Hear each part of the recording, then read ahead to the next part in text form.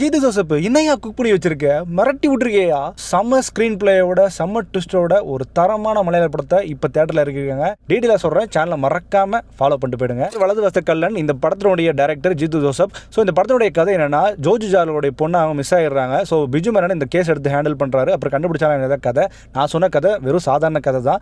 படத்தில் வந்து ரெலபரேட்டாக காட்டியிருப்பாங்க, நீங்கள் பார்த்தா தெரிஞ்சுப்பீங்க. ஸோ இந்த படத்தினுடைய பாசிட்டிவ்னா ஸ்க்ரீன் பிளே கொண்டு போனப்பட்ட விதம் செம்மையாக எழுதப்பட்டிருந்தது. முக்கியமாக செகண்ட் ஹாஃப்லாம் பரபரன்னு போகும். நீ எல்லாம் மனுஷனா பேயா இப்படி ஒரு டைரக்ஷன் பண்ணி வச்சிருக்கேன்ற மாதிரி ஜீசஸ் ஜோசப் பார்த்து கேட்குற மாதிரி இருந்தது இந்த படத்துடைய டைரக்ஷன் ஆனது. தினு தோமஸருடைய story, screenplay and dialogues செம்மையாக இருந்தது இந்த படம் ஃபுல்லாகவே. முக்கியமாக ஸ்க்ரீன் பிளே நம்மளை ஹோல்ட் பண்ணி பார்க்க வச்சிடுறாங்க. படம் ஃபுல்லாகவே எந்த இடத்துலையும் உங்களுக்கு போர் அடிக்காது, செம்ம என்கேஜிங்காக. அதேமாதிரி செகண்ட் ஹாஃப் ஃபுல்லாகவே ட்விஸ்ட் அண்ட் க்ளூஸ் வச்சு நம்மளை சூப்பராக நரேட் பண்ணியிருப்பாங்க. பிஜு மேனன் அண்ட் ஜோஜு ஜார்ஜ் அவங்களோட பர்ஃபார்மன்ஸ் செம்மையாக படத்தை ஹோல்ட் பண்ணி வச்சிருக்கு. அண்ட் இந்த படம் பர்ஃபார்மன்ஸ் வைஸாகவும் சரி, எண்டிங் முடிச்சதும் சரி, முக்கியமாக கிளைமேக்ஸ் செம்ம இம்பாக்ட்ஃபுல்லாக இருந்தது. பேட் பேரண்டிங்கோட விளைவு என்னமா இருக்குன்ற மாதிரி சொல்லப்பட்ட